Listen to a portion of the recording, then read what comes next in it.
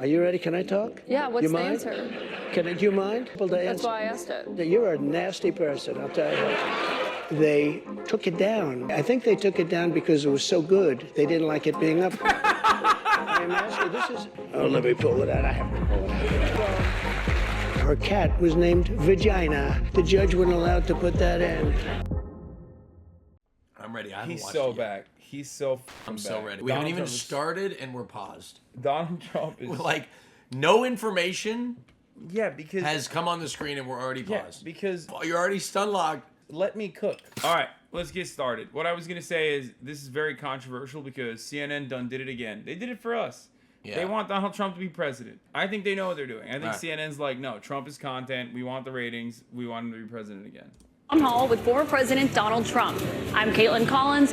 Tonight, President Trump is here as he embarks on a campaign unlike any other in the history of U.S. presidential elections. He's the first former president in more than a century to seek a return to the White House, and he is currently leading the Republican field while also facing multiple criminal investigations and an indictment.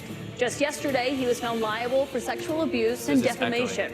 No questions are off the table. Please welcome the frontrunner for the Republican nomination, former President Donald Trump. Thank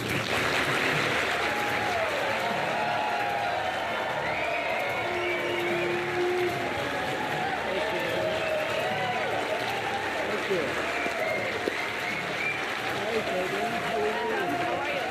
Thank you for being here tonight. Thank you. We got quite a crowd. Thank you. President Trump, thank you for your time here tonight. We got a great crowd here in New Hampshire, a lot of voters with a lot of questions about what your 2024 term would look like. It's wild that they threw her to the fucking wolves like this, by the way. This is like, she's so green. She hasn't been at CNN for like super long, you know what I mean? And they literally made her do the Donald Trump New Hampshire town hall, which is fucking insane. What another Trump term would look like. We'll get to the voters shortly, but your polls show that you are dominating the Republican race right now, but you are also under active federal investigation for trying to overturn the 20... Wait, I didn't know this lady worked for the Daily Wire. What the fuck? Shocked as someone who got her start rating the hotness of Syrian refugees for Tucker Carlson. Oh my God, not even the Daily Wire, the Daily Caller. Chat, the Daily Caller is worse than the Daily Wire. Which is weird to explain because you're like, what? Something is worse than the Daily Wire? Yeah. The Daily Caller is even more racist than the Daily Wire. The Daily Caller is Tucker Carlson's outlet. Which means Caitlin Collins, the lady that you're seeing on fucking screen, started writing for an outlet that famously had to delete all of their articles about running over protesters when Unite the Right happened. About what your 2024 term would look like, what another Trump term would look like. We'll get to the voters shortly, but your polls show that you are dominating the Republican race right now, but you are also under active federal investigation for trying to overturn the 2020 election results. Your first term ended with a deadly riot at the Capitol, and you still have not publicly acknowledged the 2020 election results. Why should Americans put you back in the White House? Because we did fantastically. We got 12 million more votes than we had in, as you know, in 2016. I actually say we did far better in that election. Got the most that anybody's ever gotten as a sitting president of the United States.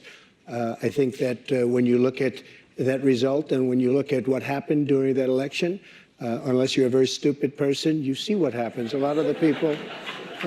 Dude, they stacked the fucking room with his supporters, dude. They're laughing at him. Oh my God, this is so good. At this point, you know already that I take a very nihilistic approach to this sort of thing because I don't expect anything good from the media. Obviously, it's been a long time since I've given up on the media being like actually contentious. People in this audience, and maybe a couple that don't, but most people understand what happened. That was a rigged election, and it's a shame that we had to go through it. It's very bad for our country. All over the world, they looked at it, and they saw exactly what everyone else saw. You look, even if you just look recently with the 51 intelligence agents, that made a 16-point difference. If you look at the FBI. If you look at the FBI and Twitter, they call it Twitter files, made a big difference. If you look at Mr. President, back to what you just said there, though, it was not a rigged election. It was not a stolen election. You and your supporters lost more than 60 court cases on the election. It's been nearly 2.5 years. Can you publicly acknowledge that you did lose the 2020 election? Let me just go on. If you look at True the Vote, they found millions of votes on camera, on government cameras, where they were stuffing ballot boxes. So with all of that, I think it's a shame that what happened. I think it's a very sad thing for our country. I think it's a very sad thing, frankly, for the world, because if you look at what's gone to our country has gone to hell. Our borders are bad. Our military has been bad. You look at the taxes. It's crazy that they also basically fucking like solidified Donald Trump as like the main guy by hosting this. Like if CNN is supposed to be the Democratic Party's like media operatives, I'm telling you, DeSantis they lost. they should be fucking hammering like some kind of division within the Republican Party's primaries. You look at inflation, what's happened to inflation, it's just destroying our country. We've really become in many ways a third world country. And it's very sad what's happened in this administration. And it's something that will turn around on day one. We were energy independent. Now energy is at a level that we've never had to pay before. Nobody can afford to continue to pay what's happening with energy. But we were energy independent. We were getting out of Afghanistan with strength and with dignity. And instead we got out, we looked like fools, probably the most embarrassing moment in the history of our country. Socialism we have a lot of questions about the economy and foreign policy tonight, but what you just said there, Republican officials debunked those claims about fraudulent ballots. We want to give you a chance tonight. Who? Republican officials in Georgia and every single state. There is no, your own election officials, Mr. President. So we wanted to give you a chance. People were afraid to take on the issue. But we have a big problem in this country. We have wanted to give you a chance to acknowledge we have the elections results that were horrible. If you look at what happened in Pennsylvania, Philadelphia, if you look at what happened in Detroit, Michigan, if you look at what happened in Atlanta, I'll be honest, millions of votes, and all you have to do is no. He always is like that. I know, but his bad posture. Whenever Trump is under attack or he feels uncomfortable, he always slouches like that. Yeah. People going to 28 different voting booths to vote, to put in 7 ballots apiece. But Mr. President, I think this doesn't help him in the election. Because there is no evidence of that. Your own peddling voter fraud him talking about the election was stolen doesn't help him. That doesn't help him at all. It doesn't help him in his rallies. In this regard, though, he is gonna come across as like doing a good job defending himself against the unjustifiable attacks from the lying liberal media. Yeah, maybe to his base. But to the average person, he sounds like a fucking lunatic. Election officials testified to that and have said that Republicans in these states did this. In Georgia, there were multiple recounts, including a hand recount. We have questions about the claims that you're making tonight from voters on this topic. I want to bring in Scott Dustin from Concord. He works in insurance litigation. He's an undeclared voter. That's what they call independents here in New Hampshire, as you know. He did vote for you in 2020. Scott, what's your question for the president? Hi, President Trump. Welcome back to New Hampshire. Thank you.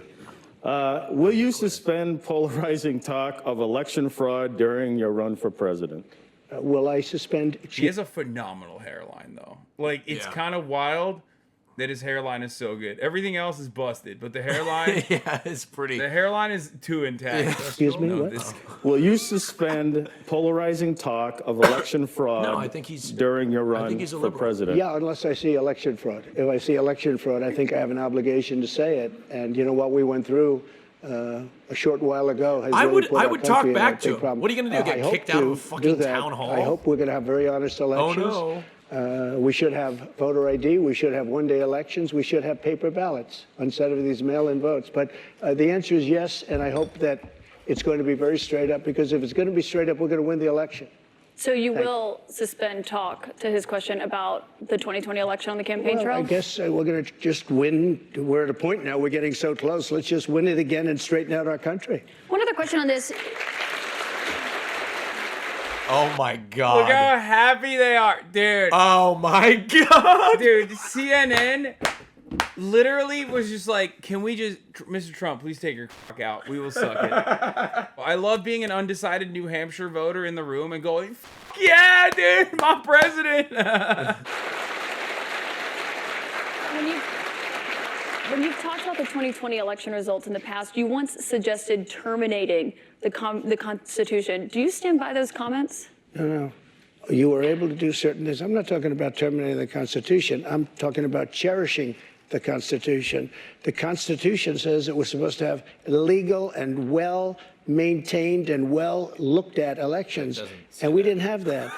I cherish our Constitution, but we have to live up to the Constitution. We weren't living up to the Constitution. I mean, he's technically not wrong. Okay, here's why. Because our founding fathers did own a lot of slaves, okay? And they kind of didn't want everybody to vote. Oh, so, that's true. They did. So technically, he's not wrong. Like, according to their vision of America, like Donald Trump, despite the fact that he's German and therefore swarthy, is still like his understanding of like what elections should look like, i.e., benefit the side that wants to maintain the racial imbalance that existed even back in those days, is closer to the founding fathers' understanding of how the government should run. Let me tell you about the Constitution. Tell us about the Constitution. What do you say? It. Say the line. This is an old school Austin trope. Look, our founding fathers were ahead of their time, and they created a document that wasn't stuck in that time period. No, what did you used to say? Did it you was forget? living. It's a living, breathing document. Yes, he said it. To be interpreted in the context of time. Oh, he said it. Oh, it was God. ratified. He's spitting. He's spitting. In 1787. He's spitting. All right. And our forefathers understood that maybe 200 years later, we would have different problems that had to be dealt with differently than things were in 1787. God, you are such a liberal. And therefore, we have the ability to amend this Constitution. Damn, dude. Damn straight. Just say there's no evidence of that election fraud. You did once tweet. You're supposed to say that, but you know, I'm glad you say that. But look, that was a horrible election. That was a horrible election, and unless somebody's very stupid, and I know you very well, you're not stupid at all, but you perhaps are given an agenda or you have an agenda. Look, we have to have honest elections in our country. We have open borders. We have. Oh, yeah. Undecided voters. Look at what's happening. I mean, we have elections. We have open borders. Look at what's happening on our southern border. Millions and millions of people are coming here. They're being released from prisons. They're being released from mental institutions. And we have millions of people pouring into our country. What? And now they're getting rid of Title 42, which I put on, which kept people out that were sick. And Mr. President, we have a lot of questions about immigration to get to tonight. Obviously, that's a big topic, especially given what's expected to happen tomorrow. But I want to talk about the influence you have over your voters. It's very clear that you are very influential over them. You have a lot of impact. I've been to many of your rallies and seen it up close, which raised a lot of questions about the influence that we saw that you had on them on January 6th and your supporters when they attacked the Capitol. Do you have any regrets about your actions on January 6th? Nope. Well, you know, January 6th was, again, we go back to it, but January 6th had to do with the fact that hundreds of thousands of people, and you don't see the pictures very often. A lot of the people here probably were there. He can't help himself but be proud of the crowd that was there. How big the crowd was. January 6th, it was the largest crowd I've ever He can't help spoken it. to. That was prior to the walk down to He can't help the it. He Capitol can't help building. himself. I don't think, and I've spoken to hundreds of thousands of people. I've never spoken to a crowd as large as this. He can't help And that it. was because they thought the election was rigged. And they were there proud. They were there with love in their heart. That was an unbelievable, and it was a beautiful day. Oh, my And God. what I was asked to do, I wasn't involved in it very Oh, my much. God. I was asked to come in. Would I make a speech? I made a speech. I said, walk peacefully and patriotically, you know, many different things. In fact, I brought a list of things. I don't want to bore the audience, but we can go sentence after sentence after sentence. We're gonna get kicked out. Sorry. He called January 6th I a know, beautiful I'm day. Listening. I can hear it. All right. I can hear Things you I said fucking and things I yelling put like a out. hyena, too. One of the big problems was that Nancy Pelosi, Crazy Nancy as I affectionately call her, Crazy Nancy Pelosi and the mayor of Washington were in charge, as you know, of security. And they They're did not in not do charge of the their job. National Guard. You're in charge of the They National are in Guard. well, I offered them National Guard. I said, we'll give you soldiers, we'll give you National Guard, we'll give you whatever you want. This is my favorite Trump argument, I think, or one of my favorite. There's so many good ones, because it implies that Nancy Pelosi is responsible for the unrest. Yeah. That what also he simultaneously considers to be very peaceful. And also, he was the fucking president of the United States. And they turned me down. You're and in acting fact, she defense turned me down. secretary. She turned me down in writing. They turned me down. But your acting defense secretary, Chris Miller, at the time, he says you never gave a formal order to deploy the National Guard. But when it came to that day, just the opposite. Chris Miller wrote a book, and he's a fantastic guy, and he was ready to go. They turned him down. If you look, the mayor of Washington, D.C., lovely lady, she said, we don't want it. We don't like the look. Nancy Pelosi said, oh, we don't like the look. If they would have had I offered them 10,000 soldiers. I said, it could be 10, it could be more, but I offered them specifically 10,000 soldiers. If they would have taken 500 soldiers, you wouldn't have had the problem.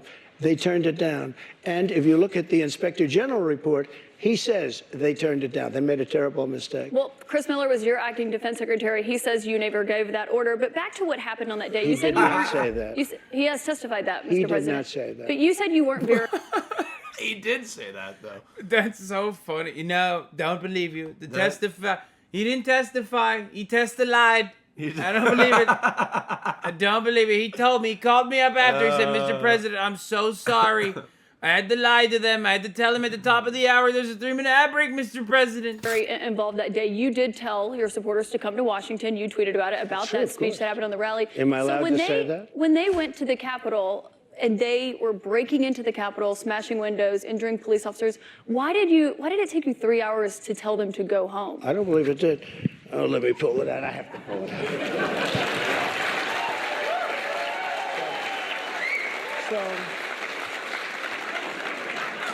So if you look at CNN, by the way. Oh, God. Dude, I love this, dude. Dude, listen. I don't want to hear from anybody, okay? I don't want to hear from anybody ever again. Anytime anyone comes in here and says, Hassan, like, you're the reason why America is such and such, okay? No, motherfucker. That's CNN, dog. That's their shit. On January 5th, the day before, I said, please support our Capitol Police and law enforcement. They are truly on the side of our country. Stay peaceful. Stay peaceful. This was the day before, and this was in the form of Twitter. Now I use Truth Social. I think it's false. In the form of This was in the form of Twitter. Okay. I hope everybody's on Truth. If you look, okay.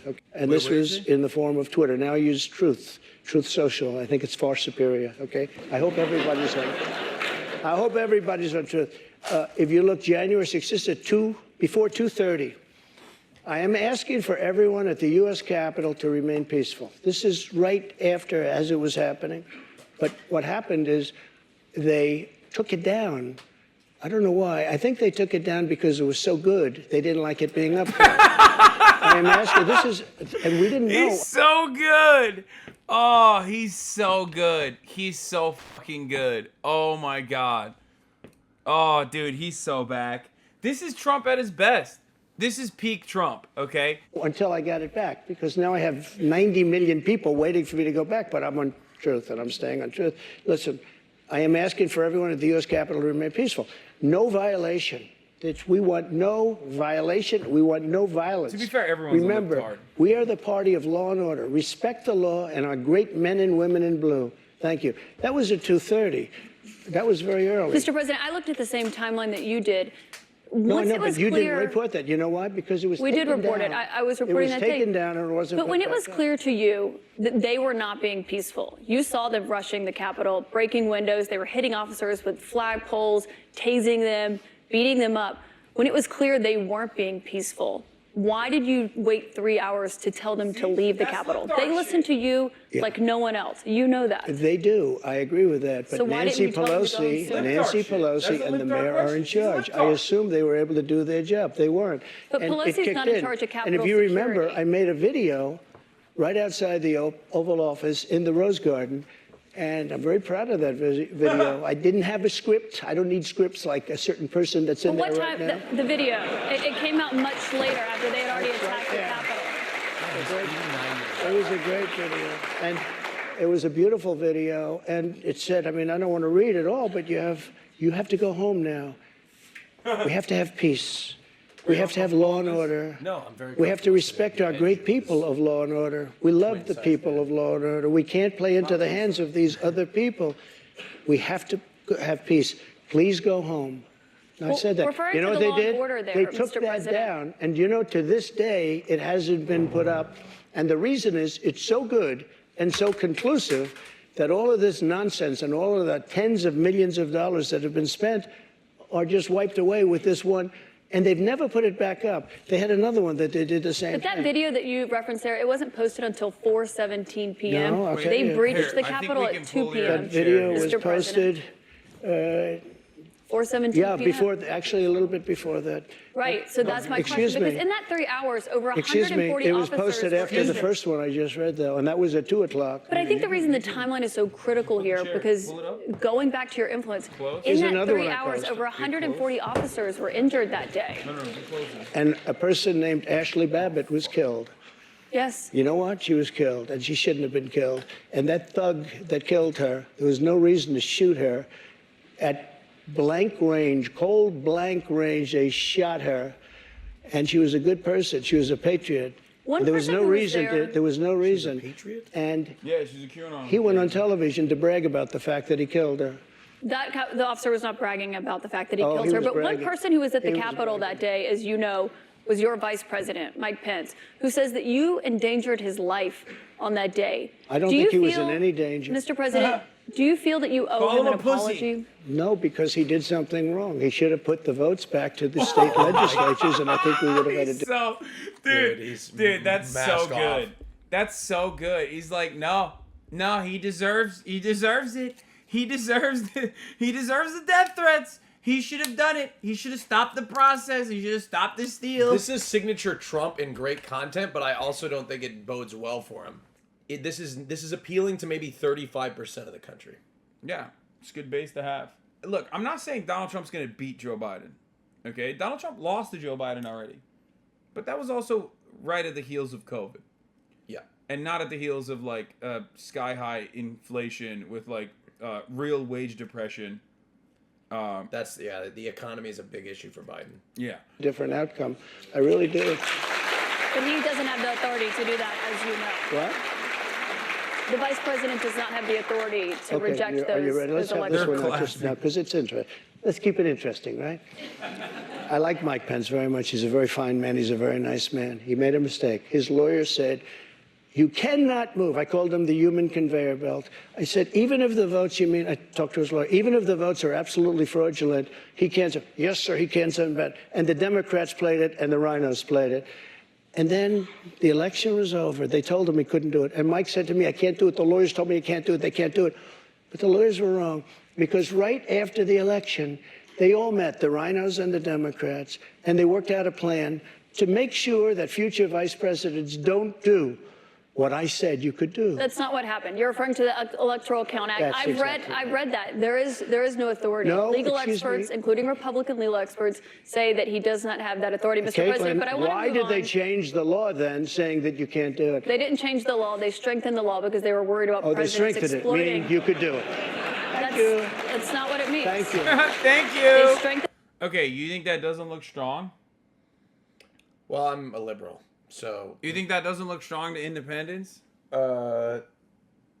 no, because it's batshit crazy to think that the election was stolen. And I It think is. the average person. It is, but they're not even talking about that at that point. Now they're talking about something entirely unrelated, even though it's totally related.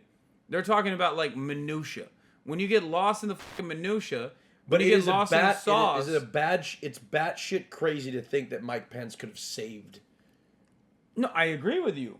But that's I what I'm agree saying. with That's you. why I But don't think now, this but is- now this is he's appealing. winning on points. Like he's winning. I will be he's charitable. winning- I will tell you when I think he's winning on something. He's winning talking points for no fucking reason. the law Mike because they had were the right to worried. do it. The room's going They, crazy.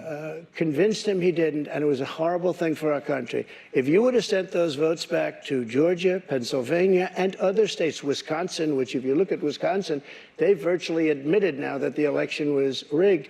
If They you have would have not sent admitted those that, votes Mr. back to President. many of those states, they would not come back in the affirmative. And remember what I said, and you just said it pretty much. You admitted what I said was right. I They did said he not. didn't have the right to do it.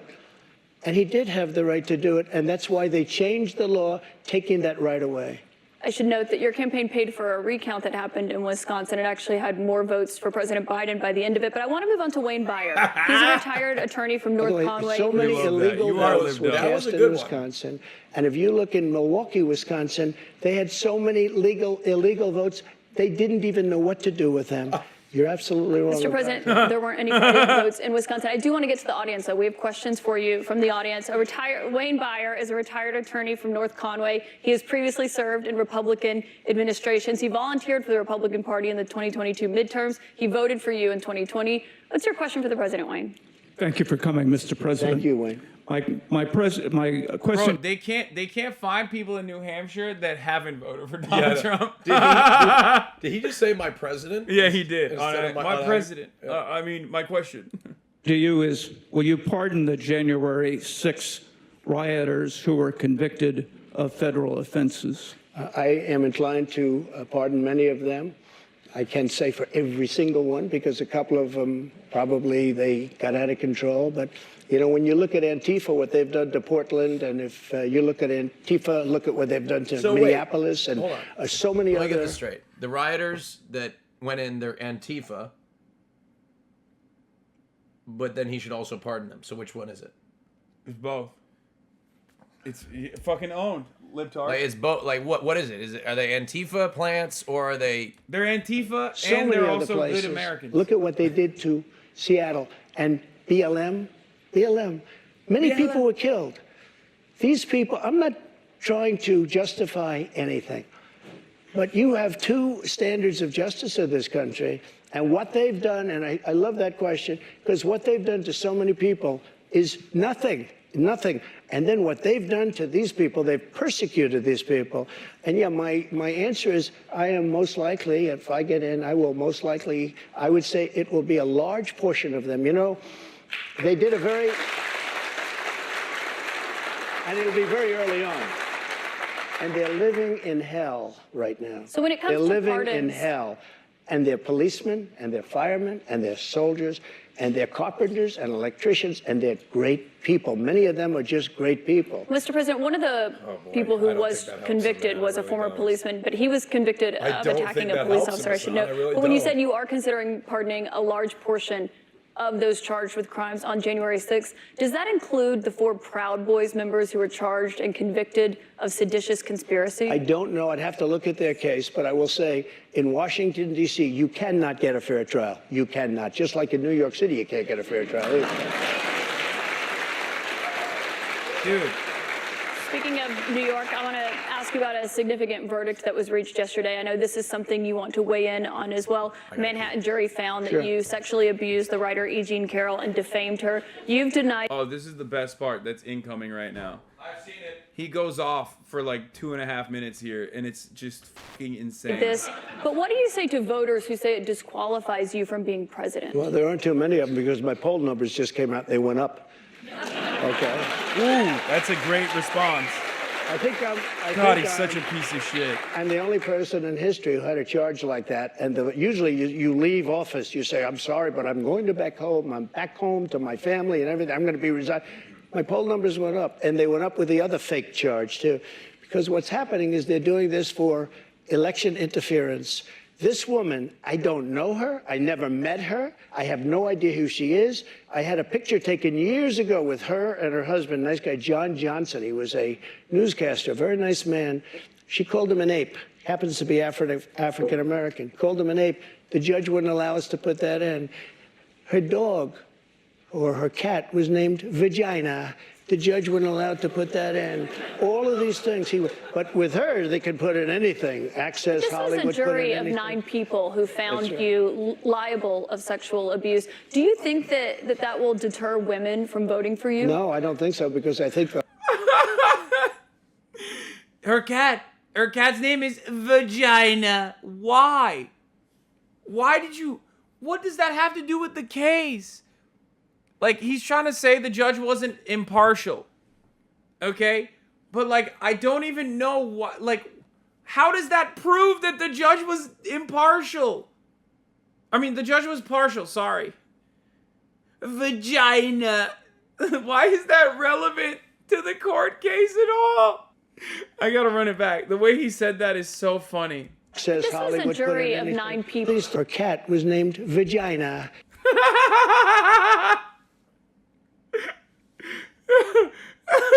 Her dog or her cat was named Vagina. Why? Why? The judge wasn't allowed to put that in. All of these things, but with her, they can put in anything. Access, This Hollywood. was a jury put in of anything. 9 people who found right. you liable of sexual abuse. That's Do you right. think that will deter women from voting for you? No, I don't think so, because I think the whole thing, just so you understand, ready? I never met this woman. I never saw this woman. This woman said, I met her at the front door of Bergdorf Goodman, which I rarely go into, other than for a couple of charities. I met her in the front door. She was about 60 years old, and this is like 22, 23 years ago. I met her in the front door of Bergdorf Goodman. I was immediately attracted to her, and she was immediately attracted to me. And we had this great chemistry. We're walking into a crowded department store. We had this great chemistry, and a few minutes later, we end up in a room, a dressing room of Bergdorf Goodman, right near the cash register. And then she found out there were locks on the door, so she said, I found one that was open. She found one. She learned this at trial. She found one that was open. What kind of a woman meets somebody and brings them up, and within minutes, you're playing hanky-panky in a dressing room, okay? I don't know if she was married then or not. John Johnson, I feel sorry for you, John Johnson. Mr. President, can I No, but add to this? think of it. Think of I it. know you're recounting what she said, but Mr. President. I wish Austin was here for this. Austin! Yeah. What the f? Are you okay? Yeah, I'm fine. Okay, well, you're missing really good parts right now. He's cooking, dude. Let me just, if I could, because you asked the question. This was a just so you jury, understand, though. if I was walking in at the bar, because I was very famous then, and I owned the Plaza Hotel right next door, and I owned buildings around it, I'm not going into a dressing room of a crowded department store. Then I say, if she was being raped, and by the way, they said she wasn't raped. Okay, that was her charge. It wasn't. They found that you sexually abused her. No, what? Say what? They did. They said he didn't rape her. And They did I not didn't say do that you anything else either. You know what? Because I have no idea who the hell she is. But Mr. I don't know President, who this woman can I is. ask you, given you're recounting I your don't know who, version? and I tell you this. But Mr. Are you President, ready? can I And I swear ask on you my because- children, which I'd never do. I have no idea who this woman. This is a fake story. Okay, he's swearing on Tiffany. You know, in his mind, he's like, I swear on my children, only Tiffany, not Ivanka. Made up story. We had a horrible Clinton-appointed judge. He was horrible. He allowed her to put everything in. He allowed us to put nothing in. Mr. President, this is a you're fake recounting your version of story. events here right now to the audience. You referenced the trial. You did not go to the trial and actually That's right. testify. Do you wish that you had No, testified? it wouldn't have made a difference. This was a rigged deal. This was my lawyer said, sir, you don't have to do it. I actually said, I think I should. It would be respectful. They said, sir, don't do it. This is a fake story, and you don't want to give it credibility. That's why I didn't go. One thing you did do in this. And I swear, and I've never done that, and I swear to, I have no idea who the hell, she's a whack President. job. Guys, Arnold Schwarzenegger wasn't born here. Like, he can run for governor and win, but he can't be the president. Okay? He's Austrian. You did not testify in person in this trial. There was a tape deposition of you from October in it. You defended the comments that you made on that Access Hollywood tape about being able to grab women how you want. See, Do you stand by look, those comments? The audience is already going, oh. You want to know why? Because they're all his voters. Yeah, well, that is true. But also, they're going, oh, because this is double jeopardy at this point. Okay? He has been found not guilty in the eyes of the American public for saying what he said about women, like letting themselves letting Trump grab them by the pussy, because he became president after that. So like rehashing that over and over again is so fucking stupid. I don't think Donald Trump is gonna win. Okay, unless CNN keeps doing this shit today. I said if you're famous and rich or whatever I said, but I said if you're a star, you are, and I said, women let you. I didn't say you grab. I said women let. You know, you didn't use that word. But if you look, women let you. Now, they said, will you take that back? I said, look, for a million years, this is the way it's been. I want to be honest. This is the way it's been. I can take it back if you'd like to, but if you're a famous person, if you're a star, and I'm not referring to myself, I'm saying people that are famous, people that are You were asked stars, in the deposition, people do you that are consider rich, yourself to be a star, people and you that are said yes. powerful, they tend to do pretty well in a lot of different ways, okay?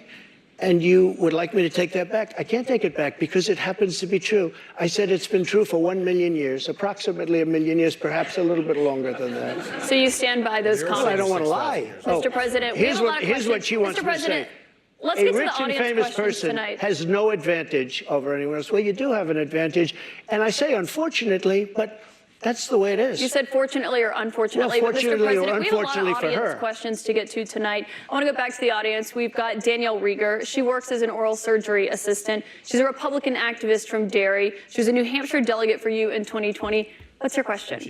Hi, thank you so much for coming to New Hampshire to answer our questions. My question is regarding the economy. Over the past 2 years, we have seen the prices for everything skyrocket. From food to gas to utilities and insurance costs, many people's bills are up several $100s a month, including mine. If elected president again, what is the first thing you would do to help bring down the cost to make things more affordable? Drill, baby, drill. You know about that.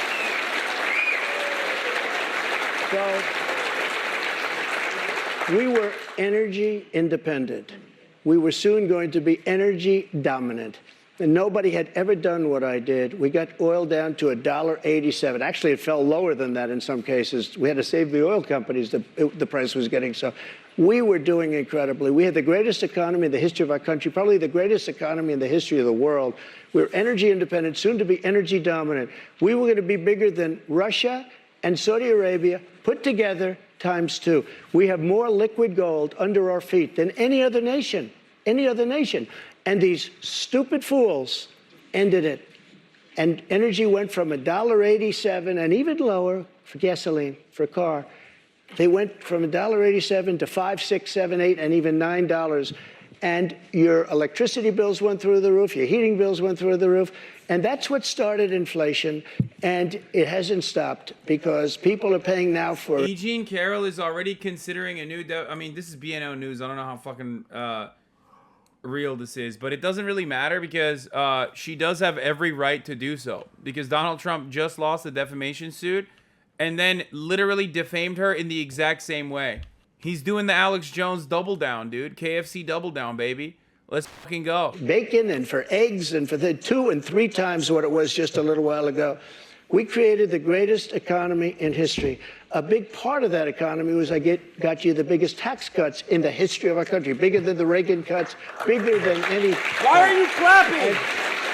And also, Caitlin, also, as you know, we got the biggest regulation and regulatory cuts. This place was rocking, and then we were given a gift from China.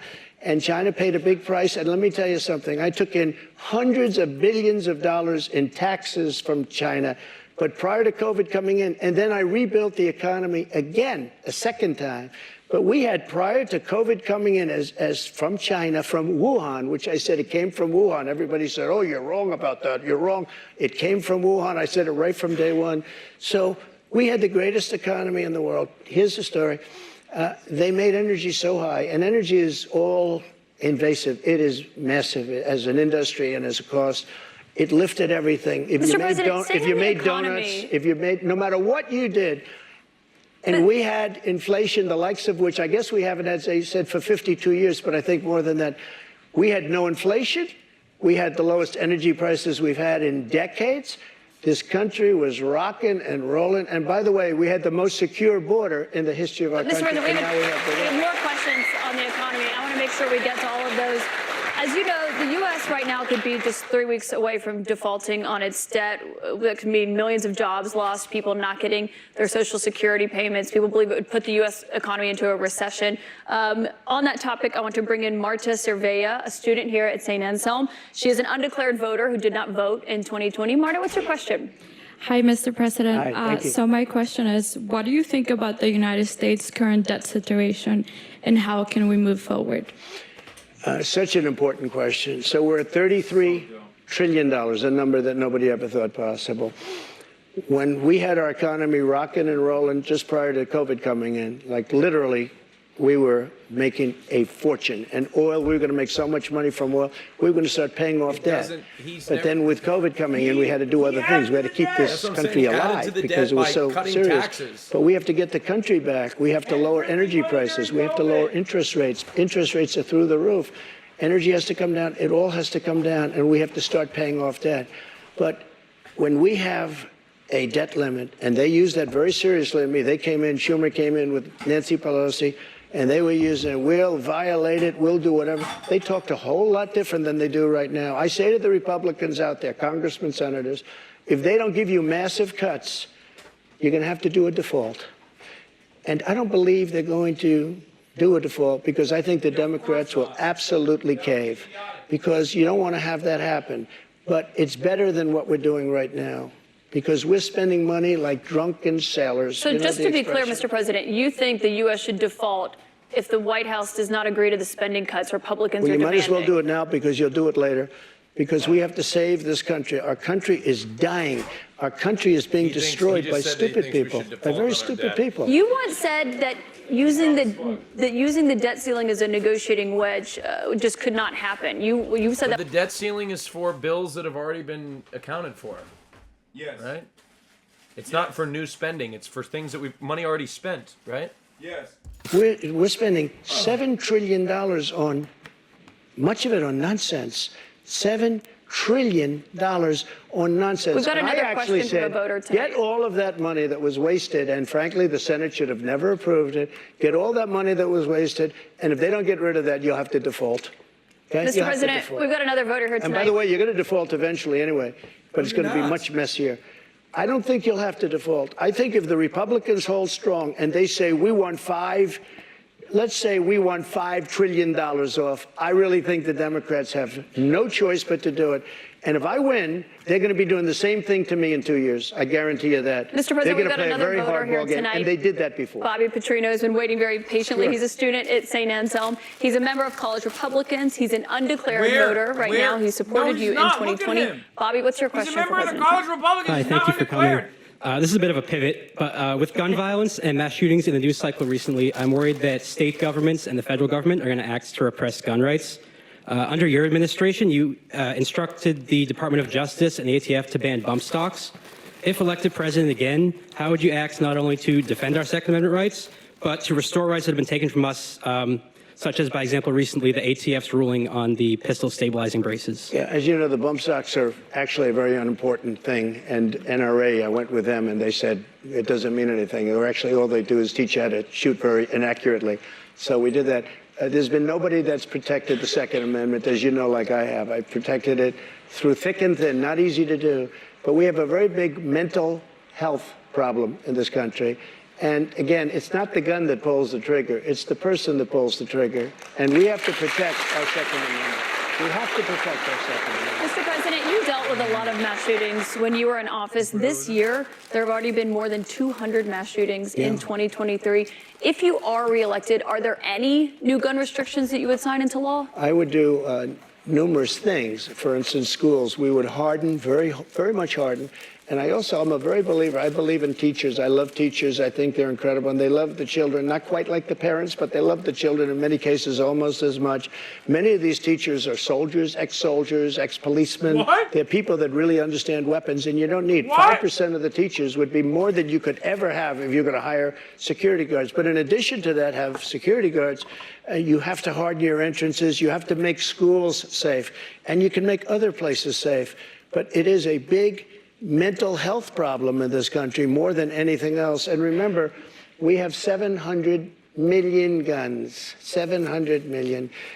Many people, if they don't have a gun, they're not going to be very safe. I mean, if they don't have a gun, it gives them security. Now, Everyone you need them needs for a gun. entertainment, you need them for hunting, you need them for a lot of different things. But there are people that if they didn't have the privilege of having a gun in some form, many of them would not be alive today. You know, We are such a joke of a country. Okay? We are the fart of the world. Okay? He just fucking said there's 700 million guns in circulation. That's why you need guns. Like, as in implying that guns are dangerous and the only way to combat guns is more guns. There's a certain country that had a very strict policy on guns, very, very strict. Which country? And, Brazil, okay?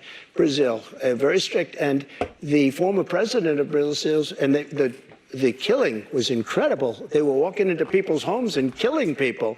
They had no protection. He said, go out and buy guns. People went out and bought guns, and it went way down. The numbers went way down because they had security. If you look at Chicago, Chicago has the single toughest gun policies in the nation. They are so tough you can't breathe. New York, too, and other places also. All of those places are the worst and most dangerous places. So that's not the answer. No new restrictions that you would sign if reelected, Mr. President. I want you to meet Julie Miles, a registered nurse from Merrimack. She's a Republican who voted for you in 2020. Julie, what's your question for the president? Thank you, Mr. President. Thank you. I appreciate you answering this question this evening. How do you plan to appeal to women voters in New Hampshire who are concerned about the Dobbs decision and how states may change their laws? It's such a great question, and it was such a great victory, and people are starting to understand it now. You know that they wanted to bring it back to the states, but that was probably the least important part of that victory. Getting rid of Roe v. Wade was an incredible thing for pro-life because it gave pro-life something to negotiate with. Pro-life had absolutely nothing being stuck in Roe v. Wade to negotiate with.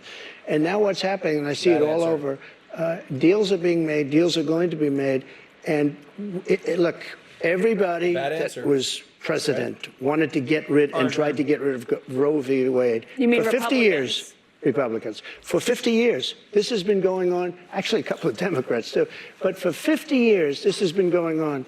I was able to do it, and I was very honored to do it, but by doing it, things are happening that are very, very positive. And I happen to believe in the exceptions, the life of the mother, rape, incest, like Ronald Reagan believed in the exceptions, but I happen to believe that. I think it's frankly important to do that, but a lot of people are, against that. A relatively small number. But the way I look, I think it's very important. Look at him, dude. He's flubbing. Are you seeing this? Yes, it's a bad answer. He's behaving like a Democrat right now. He's trying to reposition his stance. Abortion is murder. Now it's like, well, with some exceptions. And some people are against it. I don't know. It's a small group of people that are against the exception. To say this, I consider the other side to be radical because the other side under Roe v. Wade and other things, the other side, they're radical because they will. Remember the debate with Hillary Clinton? I said, rip the baby out of the womb at the end of the 9th month. They will kill the baby in the 9th month. They're going to shoot the baby if you after look it at comes that out crazy alive, governor of Virginia, from the former governor, where he said, no, the baby will be born, and then we'll decide essentially whether or not to execute the baby. Mr. President, can we talk about what you would do if you are That's the only good law, folks. I'm going to put in. We can't shoot But if the you baby. are reelected and you're back in the Oval Office and you get legislation to your desk, would you sign a federal abortion ban into law? What I'll do is negotiate so that people are happy. But the fact that I was able, I'm so proud of it. We put 3 great justices on the Supreme Court. We have almost 300 federal judges on the Supreme Court. So just to be clear, Mr. President, you would sign a federal abortion ban into law. I said this. I want to do what's right, and we're looking. And we want to do what's right for everybody. But what's right? But now, for the first time, the people that are pro-life have negotiating capability, because you didn't have it before. They could kill the baby in the 9th month or after the baby was born. Now they won't be able to do that. But I think this is a really important question for you to answer, because this is something every Republican, including those who are running against you for the nomination, are being asked about is, would you sign a federal abortion ban into law? And many of them are going to give you the same answer as I am. First of all, I am honored to have done what I did. And a lot of people said in 150 years, he's now the most consequential president because he saved so many lives. And I'm honored to have done it. And because of what I've done, we now have a great negotiating ability. That's what I do in life. I negotiate. We have a great negotiating ability, and I think we're going to be able to get something done. What do you mean negotiating ability? Because the question that Republicans have, and some of your allies on Capitol Hill said they want to introduce legislation when it comes to banning abortion. If they send it to your desk, would you sign it? Some people are at 6 weeks. Some people are at 3 weeks, where's 2 weeks. President Trump? President Trump is going to make a determination what he thinks is great for the country and what's fair for the country. But the fact that I was able to terminate Roe v. Wade after 50 years of trying, they worked for 50 years. I've never seen anything like it. They worked, and I was so honored to have done it. We are in a very good negotiating position right now, only because of what I was. Dog, if it's a good thing, why are you talking about the triangulation? If it's a good thing, why are you talking about 3 months, 6 months, 4 months, 8 months? If it's a good thing, why are you owning it? You're owning it on the one side of your mouth, and then you're disowning it on the other side of your mouth by moving the goalposts away, shifting everyone's attention away from basically owning it. You took the dub in this situation. If you truly were on board with the actions, you would say, we took the dub. We saved lives. That's it. Was able to do. And remember this, again, you talk about radicalism. People that will kill a baby in the 9th month or the 8th month or the 7th month or after the baby is born, they're the radicals, not the pro-life. I just want to give you one more chance, though, because you did not answer whether or not you'd sign a federal abortion ban. By the way, the counter to this is perfect. You say, oh, they're radicals. Okay. Name every single state that offers no exception. There are plenty of them. Name every single one and say, don't you think this is infinitely more radical? Because a 9-month abortion, a late-term abortion in the 3rd trimester is only happening because the mother, the carrier, has an non-viable fetus, or the fetus is basically doing harm to the carrier itself, threatening the fucking safety of the carrier. You stop that. You want to stop that from happening, and not only that, but you've stopped ectopic pregnancies from being terminated. There are teenagers that are dying, victims of incest, teenage pregnancies, victims of rape, that are fucking dying because you took away women's bodily autonomy. That's the radical position. And everybody knows that that's the radical position, which is why Trump is having such a fucking hard time recalibrating his commentary on this position in and of itself. Or how many weeks into pregnancy you believe abortion should be banned. Yeah, but I've given you the answer probably 4 times already. Which one I'm is it, looking, though? I'm looking at a solution that's going to work. Very complex issue for the country. You have people on both sides of an issue. But we are now in a very strong position, pro-life people are in a strong position to make a deal that's going to be good and going to be satisfactory for them. If you weren't able to get rid of, you wouldn't even be having a discussion, if you weren't able to get rid of Roe v. Wade, which put pro-life in a dead position, a horrible position. They could kill the baby at any time they wanted to, but we did something that nobody thought was doable. And other Republican presidents, and others, by the way, they wanted to get it out. They also wanted to bring it back to the states, but bringing it back to the states is a less important issue than the issue that we just talked about. Federal abortion ban. You did not say yes or no to that. You did not say how many weeks. It depends what the deal is. Lindsey Graham's a good man. He's got an idea, and a lot of other people have an idea. And I look at all the different ideas, and a lot of people will be curious what your idea is on that. President Trump, we've got more questions to come for you tonight. We'll be right back in just a moment. He won't answer it. That's not good to be wishy-washy. They know what it is. President Trump, I'd like you to meet Jennifer Simmons. She is a stay-at-home mom and former town selectman from Wyndham. And she's a Republican, and she voted for you in 2020. Jennifer, what's your question tonight? Good evening, Mr. President.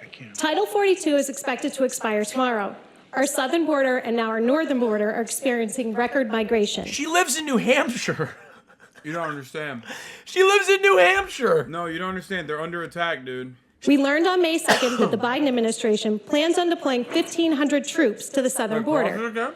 Do you agree? Did she say snow Mexico? No. Did she say our northern border is under attack? Wait, no, hold on. No, I'm not even. I think. And now our northern border are experiencing record migration. Hold on, wait. Tomorrow. What's your question tonight? Good evening, Mr. President. Title 42 is expected to expire tomorrow.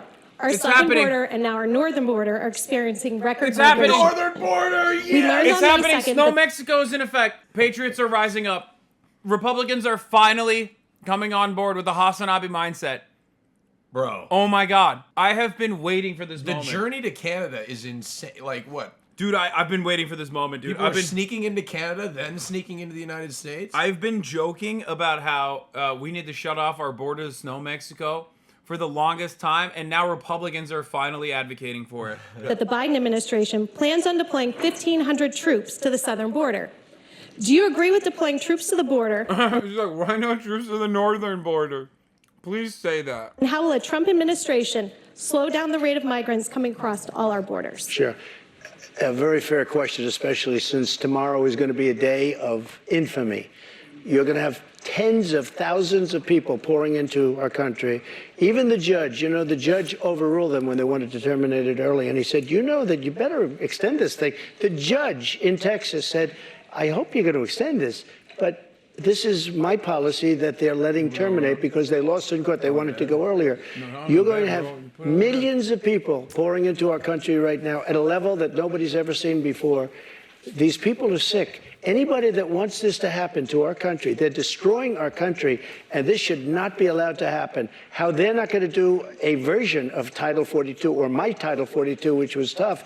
If people are sick and have infectious diseases and lots of other problems, we don't want them being into our country. We have enough problems right now. We have problems like we've never had in the history of our country. But Mr. President, our country is being destroyed. The reason it's ending is because the health policy, the COVID-era pandemic emergency, is coming to an end. That's what Title 42 was. You put it in place because of COVID. True, but when it comes to big questions about what your immigration... I love that, that was even ever a point of contention. This was a serious health policy from the guy who just said COVID is fake over and over again. I guess everyone already kind of knew, so it doesn't really matter, but it does feel kind of interesting to watch Donald Trump and even the Brandon administration openly fucking uphold Title 42 as a mechanism of immigration control to stop people who have both the legal and moral right to seek asylum in this country. Some of your Republican rivals have criticized you for not fulfilling the promises that you made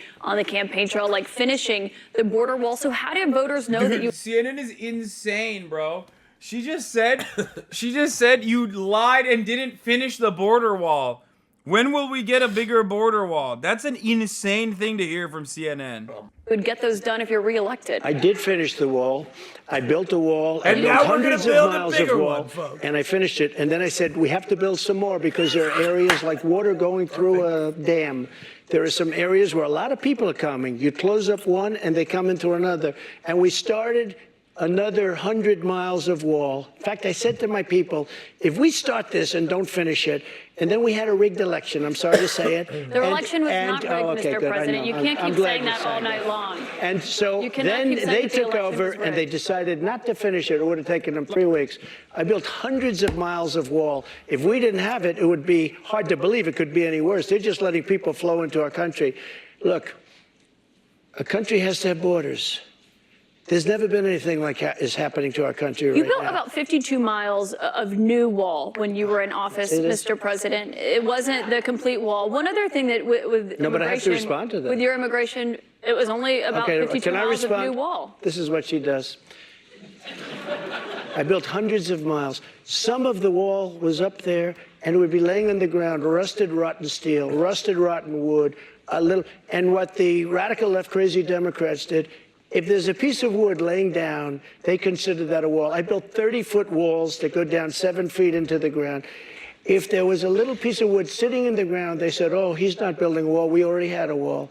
Because this is the game. They're a party of disinformation. It's not a game, Mr. President. It's about 52 miles of new wall. One other immigration policy you had when you were in office. I built new wall. 52 miles for hundreds of miles. CBP, Mr. What I did is I replaced other wall that was laying down, that was up and rotting in the ground for 30 years. Some of it was steel that you couldn't even see. Mr. President, it was only about 52 miles of new wall, but moving on, another immigration policy you had was the zero tolerance immigration policy that separated families. What the f does this mean? What? Why are you upset that he lied about, not building a wall? What the f? She's it only makes her come across like she literally wants the wall. At the border. If you are reelected, are you ruling out instituting that? Well, when you have that policy, people don't come. If the family hears that they're going to be separated, they love their family. They don't come. So I know it sounds harsh, But if you remember they said I was building prisons for children. It turned out that it was Obama that was building the prisons for the children. Would you re-implement that if you're reelected? Is that what you're saying? We have to save our country, all right? We so can't it sounds afford, like that's a yes. So Obama did a good thing? Like, what? This is what... Okay. Americans are very stupid, but, like, definitely under the Trump administration, we reached, like, a new level. Like, we definitely leveled up in stupidity. Where Donald Trump routinely will contradict himself, and it doesn't even fucking matter. And it makes me so mad. Oh, you want me to not, separate the babies and the mothers. Okay, very bad policy. But they said I built the prisons, but actually Obama built the prisons. It's like, okay, so did Obama do the good policy then? When you say to a family that if you come, we're going to break you up, they don't come. And we can't afford to have any more. Look at New York City. Look what's happening. They're living in Central Park in New York City. The city is being swamped. Los Angeles is being swamped. Iowa is being swamped. Our whole country is being destroyed. Iowa. Millions of people are coming into our country. And you know what the number is going to be, in my opinion, by the end of the year? Not the 4 million that you hear and the 3 million. I think it's going to be 15 million people. And in these people, they have no idea where they come from. They come from 129 different countries so far. 120, not just the 4 that we talked about. Just to put a button on that, it sounds like what you're saying is that you're not ruling out re-implementing that immigration policy. I want to get to another voter. Caitlin Boissonneau is a student here at St. Anselm College. She's a Republican. This will be the first election that she has voted in. What's her question for the president, Caitlin? Hello, President Trump. Thank you so much for coming. Thank you. The current administration has made it clear that we should continue to provide military equipment to Ukraine so that they can defend themselves. Do you support this decision, and how would you deal with the increasing threat posed by Vladimir? This is a good question. I'm curious because he may actually. Because he's gonna get his fun. This is gonna be a fun one. Yeah, makes because like again, he needs the he will say like we're giving too much money to Ukraine, right? Putin's a very bad guy, but we're giving too much money to Ukraine. Under me, there would have been no war. Vladimir Putin.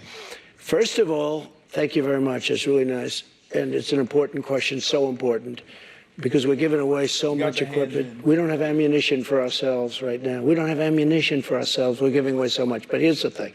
I have to say it to start off. No longer matters. If I were president, this would have never happened. And even the Democrats admit that. Putin knew it would have never happened.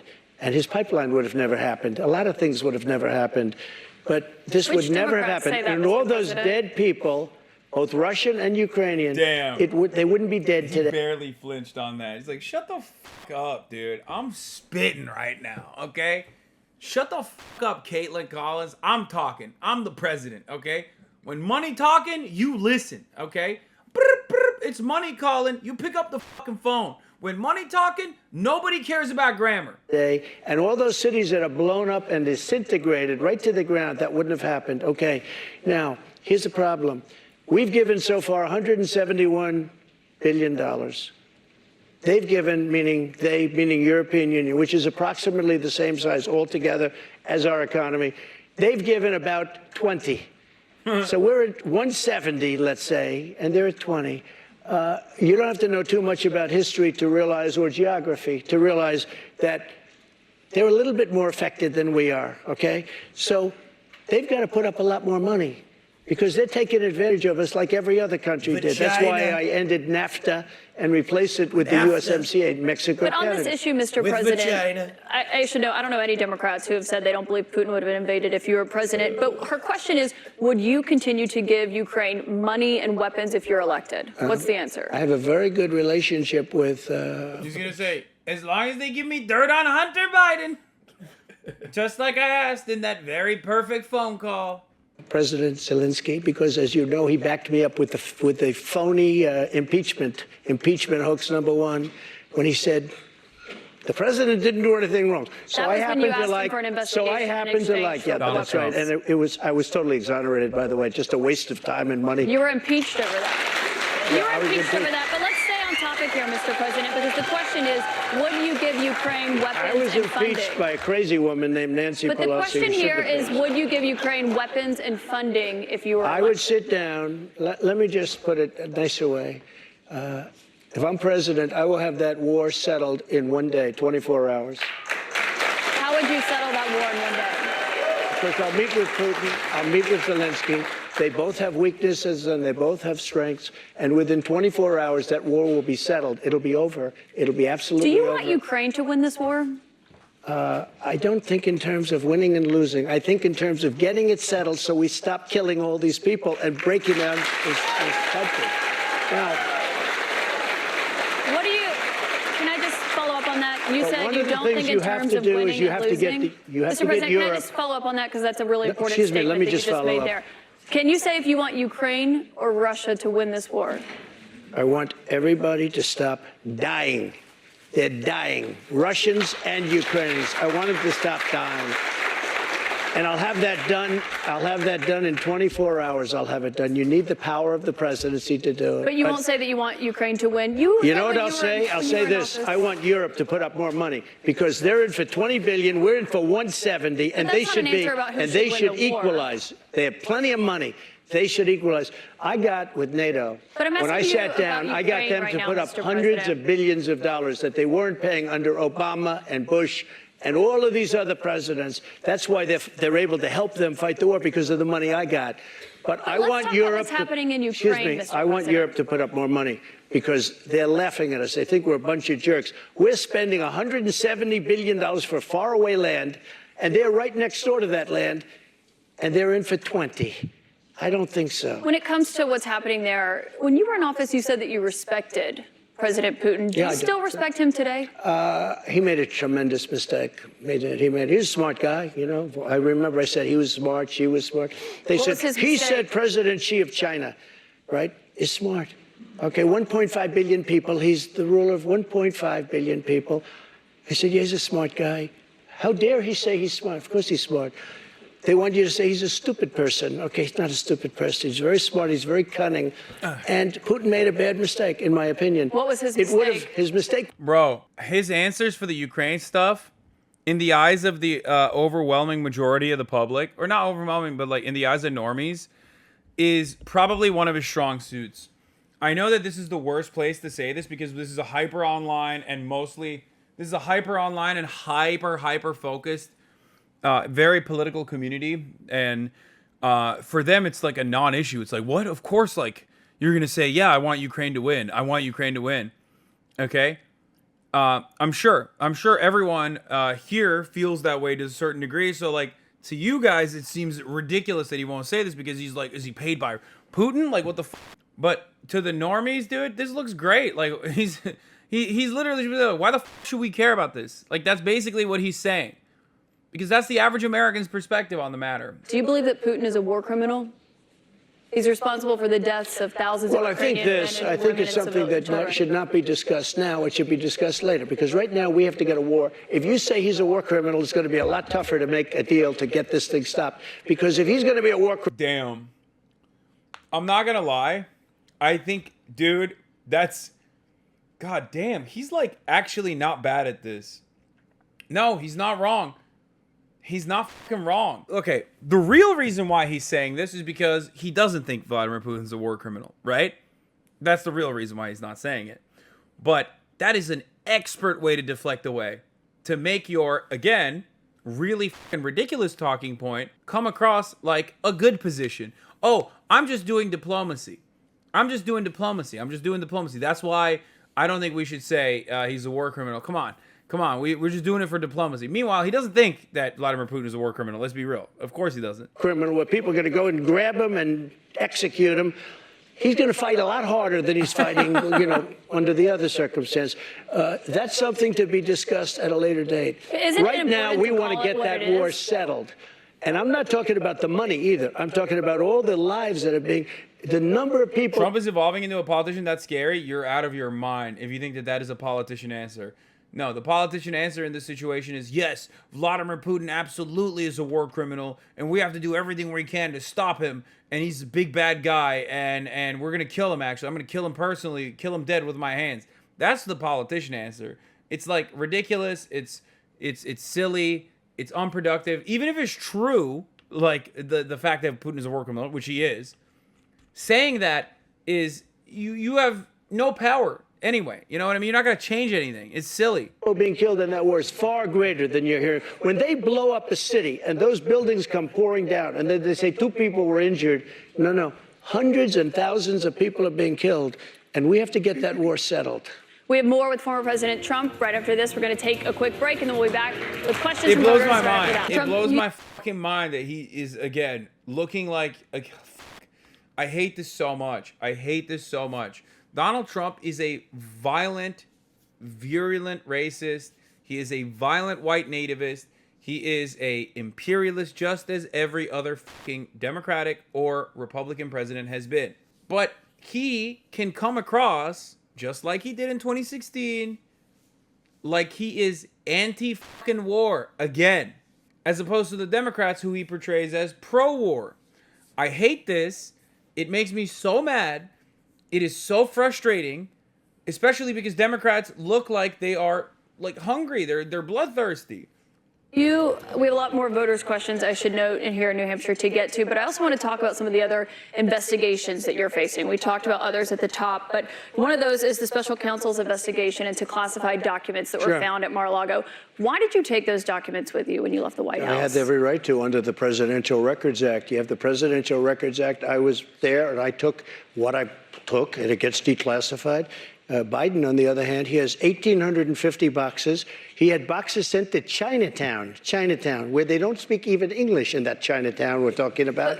I got to stop you right there. Nobody talks about him. They talk about us. Just so you understand, I had every right to do it. I didn't make a secret of it. You know, the boxes were stationed outside of the White House. People were taking pictures of the GSA of the various people. I got to stop you right there, then, because the Presidential Records Act, which is not well known to a lot of people, I read it. It does not say that you can take documents with you. It says actually that they are the property of the federal government. It says you talk, you negotiate, you make a deal. It's not criminal, by the way. The Presidential Records Act is not criminal. And just so you know, it does not say you can negotiate to take the documents with you. Can I tell you? Just so you understand, the Presidential Records Act is not criminal. I took the documents. I'm allowed to. You know who else took them? Obama took them. Nixon took them. Reagan took them. Oh, he didn't? He didn't? The only difference is that anyone and everyone who took documents, including Mike Pence, immediately cooperated with the authorities when they asked to retrieve said documents, whereas you, in a very unique and very Trumpian way, decided not to do that. To what reason, I still don't know. Here that I'd like to know. Reagan National took Archive them. says that President Obama even Jimmy did not Carter, take even documents. Mike Pence had some documents, and he's a very honorable guy. You referenced but you know who took them more than anybody is Joe Biden. He has 1,800 boxes, and nobody even knows where they are. 1,800, and nobody talks about him. Mr. President, and they put a rough guy on us, and in the meantime they have nobody. I think it's important, Mr. President, to actually set the record straight here. They took documents, including Vice President Pence. When they realized they had documents, they turned them back over. The difference is that you waited to turn yours over, and it was a year-and-a-half effort that included a subpoena with those documents. One question about what happened when you had those documents. It included a raid on my house. That's what it included. But you'd gotten a subpoena, and they had not been turned over yet. I mean, they literally did go to his house. The only difference is Biden consented to it, whereas you didn't. So they went to his house peacefully. You had the opportunity to have the authorities come to your house peacefully. You flubbed it. You refused to take that. Like, what do you mean? You're the reason why there was a fucking raid. They didn't raid Biden's house. You know what happened? They put him in the house. That's the one with the Corvette, where the documents were laying all over the floor. That was fine. And you know who happens to be at Mar-a-Lago? Secret Service, and they're phenomenal.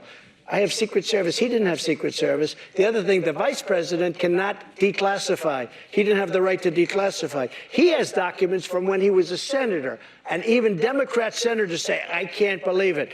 No, I went by the Presidential Records Act, and we were negotiating with NARA. That's not what it says, and NARA has red flagged a thing called the Constitution of the United States and the Bill of Rights because they consider them dangerous documents. Mr. President, that's not what it says, and I should note that there is a special counsel investigating your document situation, also President Biden's document situation. When it comes to your documents, did you ever show those classified documents to anyone? Not really. I would have the right to. By the way, they were declassified after. Not that I can think of. Let me just tell you, I have the absolute right to do whatever I want with them. I have the right. I was negotiating with NARA. Do you know what NARA is? The National Archives. Extremely negotiate left group with of them. people. Extremely left. And I was negotiating with They're them. not All of a left, sudden, they're they bipartisan. raided my house. They didn't raid the house of Joe Biden. They didn't raid Obama. But Joe Biden didn't ignore a subpoena to get those documents back like Joe you Biden did. And so took that's the question. 1,850 boxes. But that's the question that investigators have, I think, is why you held on to those documents when you knew the federal government was seeking them and then had given you a subpoena to return Are them. you ready? Are you ready? Can I talk? Yeah, what's You the mind? answer? Do you mind? I would like for you to answer the question. Okay, it's very simple to answer. That's why I asked it. It's very simple to. You're a nasty person, I'll tell you. Own. Can you answer why you Very why you simple. held on to the documents? I was negotiating, and we were talking to NARA, that's Washington, to bring whatever they want. They can have whatever they want. When we left Washington, we had the boxes lined up on the sidewalk outside for everybody. People are taking pictures of them. Everybody knew we were taking those boxes. And the GSA, the government service, the GSA was the one taking them. They brought them down to Mar-a-Lago. We were negotiating with NARA. All of a sudden, they raid our house. When Biden had his documents, he won't give back the 1,850 boxes. And you're going to find some real gems in there. But it was So Biden you who can't have alerted all them that these he had different the sets of- documents. all The these National different Archives sets of- reached out to you to get your documents back. Why did you not turn them over when you got a subpoena Because we were asking for you to turn negotiating them with over? them. We were negotiating with them. What? As per the presidential Like, what does he mean we were negotiating? Records Act. We were negotiating with NARA. That's not what the Very nice Presidential Records people, Act says. I've but they seen got to it. love our Constitution a little bit more, and they shouldn't red flag it, by the way. Very nice people. We were negotiating with NARA, and that's what the Presidential Records Act says, because Richard Nixon, surprisingly, had problems, and he had a lot of problems dealing with NARA, and they ended up passing that's why legislation they called the created the Presidential PRA. Records Act, just for this kind of a thing. We were dealing last with them. We question were on this talking. on Excuse this me. Wait a minute. subject, Wait. Mr. President. We would have done it, but all of a sudden they raided the house. Now, why hasn't the FBI raided Biden? But I just explained to you Why? why. No. It's because he's the one they 1,800 alerted. This the- is so funny. Like she actually did give him an answer on that. It's like, why haven't they done it? It's like, well, what are you supposed to do? They did. They went to his house, but like he gave them consent. You didn't. The government that they Okay. had those documents and had them come and get the documents Why from did his Biden- house. no, they My didn't take question the- for you, though, when it comes to documents, do you still have any classified documents in your possession? Are you ready? Do you? No, I don't have anything. I have no classified documents. Are you and By the way, ready? they become automatically Why did he say it like declassified that? when I took them. But No, you have why? to declassify Let me them. ask you a question. Why is it that Biden had 9 boxes in Chinatown? And he gets a lot of money from China. Why is that? And There why, is no why evidence, are Mr. China? President. No, you, No, you cannot why say are that. There people is no bringing that evidence up? of that, Mr. And why don't President. they put this What guy you're Jack referring Smith to and his is an group office that he of had. thugs? Mr. Why don't President- they put him in charge of that? I need to stop you right there because there's no evidence of what you just said there. What you're referring to there is an office that he had No. after That's leaving at the University of vice Pennsylvania. presidency. Wrong. He had a temporary office. But I want to ask you about another investigation You're so that you're wrong. facing. You don't know the subject. I do know the He subject. had and I one do at know the University facts, of Mr. Pennsylvania, President. but he also I had want to 9 move on to boxes another in investigation that you're Chinatown. facing, which is the one. So what does this take? Like, does he think that like the Chinese Communist Party is operating out of Chinatown or something, and like that's why Joe Biden put the boxes there? Like, what the? One that's She doesn't happening understand in it. Georgia, where they are investigating your efforts to overturn the election results in the state of Georgia. did At the nothing wrong. It was center a of perfect that, phone call. let me finish my question. At the center of that is that Someone laughed. Someone audibly cackled at him saying it was a perfect phone call. At that point, it's like people, I think, recognize that he's just a fucking asshole. And like, maybe they realize that he's not even in the right there, but they don't even care. You know what I mean? At that point, it's content. Which I agree, it is content. call that you had with the Secretary Perfect of State, call. Brad Raffensperger. Yeah, sure. Given the fact that there are indictments expected to come in that case this summer, is that a call you would make again today? Yeah, I called questioning the election. I thought it was a rigged election. I thought it had a lot of problems. I had I guess he's Secretary of State. I called. Listen to this. There are like 7 lawyers on the call, many of them from there. We're having a call. We're having a normal call. Nobody said, oh, gee, he shouldn't have said that. Why? If this call was bad, I questioned the election. You if asked this him to call find was you bad, votes. I didn't ask him to find anything. Let me We've just tell heard you. Dude, what the fuck? We heard him say it. That's so funny. I wasn't saying that. I was just simply asking, we need 11,187 votes. As in like, oh man, if only we had those votes, then we would win the election. When I said, I'm trying to find 11,147 votes, I simply was saying like, you know, like I'm trying to find them. Like, where are they? What's going on? What's happening? The audio tape, Mr. President. There's an audio of you asking him to find you 11,000 I said, you owe me votes because the election was rigged. That election was rigged. And if this call was bad, why didn't him and his lawyers hang up? How dare you say that? This was a perfect Well, they were clearly concerned enough. They recorded the call, and I should note that, of course... This was a call that was made... Why didn't they hang up on me, the United States of America's president? They didn't hang up because it was a perfect phone call. No one's ever done it like me. They didn't hang up because they were thinking, damn, this is such a fire phone call. You know when you're fucking on the phone on a Friday afternoon when you're in like high school with the girl that you're crushing on and you don't want to hang up and you do the, no, you hang up. No, you hang up. You know what I mean? You play hang up phone tag. That's what was happening in Georgia. Made to question the results of election. And we have. And when we can't make a call to question election results, then this country ought to just forget about it. You weren't just questioning the election results. I was you were questioning asking the him election. to find you votes. And I should note that there is no evidence of fraud. There is no rigged election in the state of Georgia. I want to get back to the audience, though, Mr. President, because those are false claims you're making about what happened in Georgia. Jordan Tullenberger is here. He's an undeclared voter from Hollis. He voted for you in 2020. Jordan, what is your question for President Trump tonight? Thank you, Mr. Trump. Thank you very much. I'm 26. I'm a veteran. I help manage a private aviation company. You want a job? I'd love one, yeah. I'm looking for somebody very good. I'm not for mandates or government interference in private business, but I've seen Republicans going after us like DeSantis after Disney. Right. What would you do as president to protect us from government interference? Well, I'm the one that... Wow. Wow. That's a mole, baby. I know a mole when I see him, dude. God damn. He just went like, he just threw a fucking underhanded softball, dude. He's like, here, sir. This one's for you. Knock it out of the fucking park. He's so excited. Look at his face. Really, right. Private business, but I've seen Republicans going after us like DeSantis after Disney. Right. What would you do as president to protect us from government interference? Well, I'm the one that really wants to protect you. All of these fake investigations of me are about election interference. They think because I'm leading Biden by 11 points, 7 points, 9 points, I'm leading DeSanctimonious by a lot. By 40 points or 45 points. I think he ought to just relax and take it easy and think about the future, because right now his future is not looking so good. I will tell you. Dude, no, don't say the sanctimonious. Hit him with a little Rhonda. Dude, one day Donald Trump's going to say little Rhonda, and that's how you guys are going to know he hired me. Okay? That's when you'll know. When he says little Rhonda, that means his team is listening. Okay? Little Rhonda. It's so good. It rolls off the tongue. This. We are really putting it to Biden, but he's putting it to himself because the economy stinks, inflation is horrible, and the border is a disaster. And by the way he got out of Afghanistan was the single most embarrassing moment in the history of our country. Mr. President, I have one more question for you here tonight, and I think while we're in front of the voters here in New Hampshire, this is a fundamental question for you. You are running in the 2024 race. If you are the Republican nominee and you are in that 2024 race, will you commit tonight to accepting the results of the 2024 election? Yeah, if I think it's an honest election, absolutely, I would. Will you commit to accepting the results of the election? Yeah, I mean, he just like, he knows how to deflect away from that. Regardless of the outcome. You want me to answer it again? If I think it's an honest election, I would be honored to.